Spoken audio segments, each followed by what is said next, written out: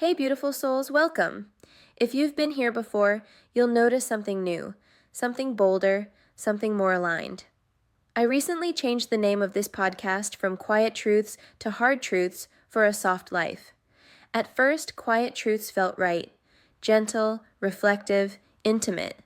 But as I searched, I realized so many podcasts carried that same name, and honestly, this journey deserves something uniquely ours, something solid, meaningful, and deeply resonant. This space isn't just a podcast, it's a mirror, because when I speak, I'm not just talking to you.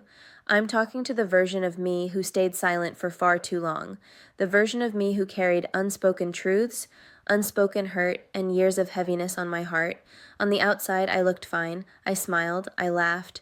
I showed up strong, kind, warm, the version of myself that made everyone comfortable. But privately, in the quiet, I struggled. The silence became a place where sadness lived, where emptiness echoed, and where I felt unseen, even by myself. Silence can be dangerous, but silence can also be a teacher. In my silence, I found God. I found prayer.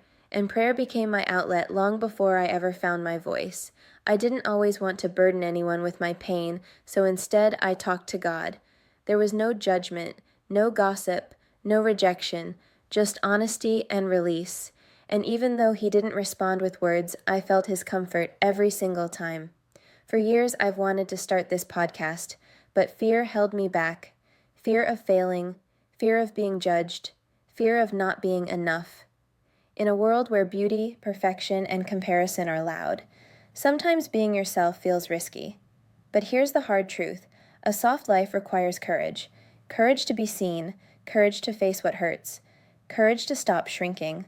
Before we go any further, I want to make something very clear. Everything I share here comes from real-life experience, my experiences. I am not a licensed therapist, psychologist, or psychiatrist. I'm simply a woman who has lived, learned, broken, healed, and continued growing through it all. What I'm sharing with you are lessons life has taught me, lessons whispered through heartbreak, silence, reflection, and grace. And my hope is that as I speak, something meets you exactly where you are.